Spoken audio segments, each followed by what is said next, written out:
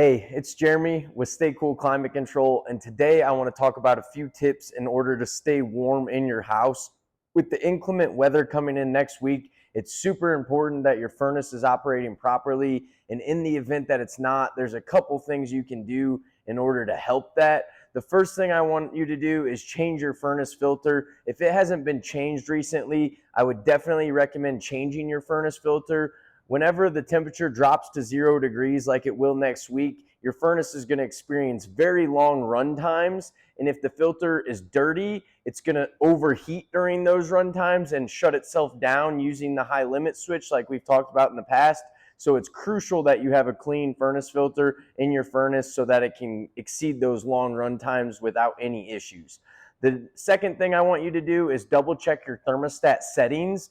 If you have a smart thermostat where you have it drop down to a lower temperature when you leave the home, I'm going to recommend keeping the thermostat set at its set point all day long when the temperatures dip into the teens and the 0 degree temperatures.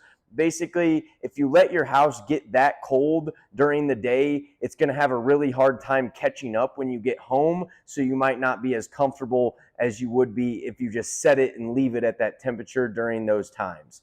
The third thing I'm going to recommend is sealing any large openings in doors, windows, or exterior parts of the home. If you notice big gaps and air drafts coming in, then you're going to want to seal those, even if it's temporarily with some insulation, some tape, whatever you can find around the house. You just want to seal those gaps up. When the temperature gets really cold like that, it's really easy for that cold air to come in your house and lower your indoor temperature. It's going to happen a lot faster than if it were 30, 40 degrees outside. So it's crucial that when it does get that cold outside, that you don't have any big, large gaps and cracks in your doors or windows.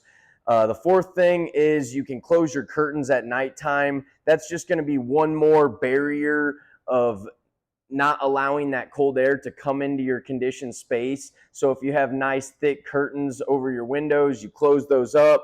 It's one more barrier to seal that window from the outside air. Another thing you can do is have a space heater ready if needed. Obviously, you don't want to need a space heater, but in the event you do have a breakdown of your heating system, the heating and cooling companies like ourselves, we're going to be busy. We're going to be taking a lot of calls.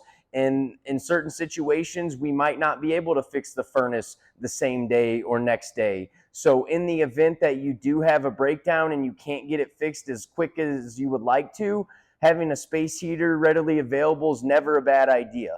Obviously, we want to be safe with those heaters. We don't want to catch anything on fire. We don't want to burn anything, blow breakers. So we want to use our knowledge. And if you don't know anything about space heaters, there's a lot of information on Google, or you could reach out to us directly and we could help you out. Lastly, if you do have a breakdown or if your house isn't maintaining a good temperature and it's starting to get near freezing in certain areas, we're going to recommend having your faucets drip overnight. Just a slow, small drip will keep that water moving in the pipes and ensure that it doesn't freeze and cause lots of issues for you in your home.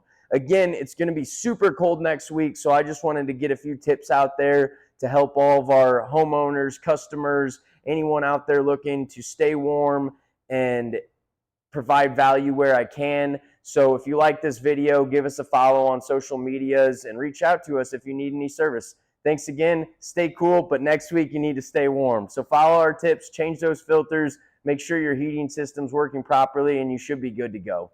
Have a good one. Thank you.